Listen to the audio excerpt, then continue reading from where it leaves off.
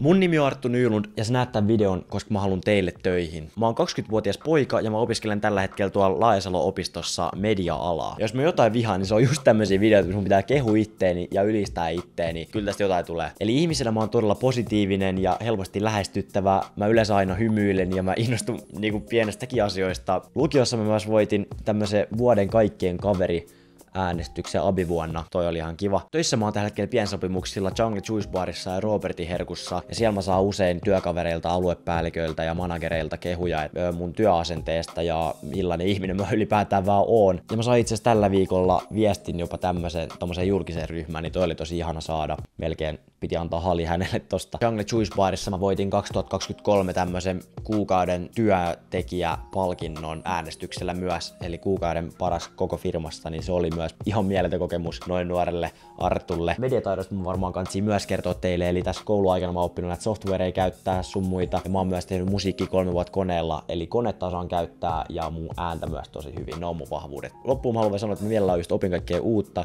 ja mun tärkein vahvuus on mun mielestä joustavuus. Siinä taisi olla kaikki, ei kai siinä. Ja sitten tossa CV:ssä vielä näkyy mun yhteistiedot, puhelin ja Gmail, niin näihin saa laittaa viestiä ja soittaa, niin mä vastaan varmaan heti mun mielestä, niin ei siinä, palataan siellä sitten.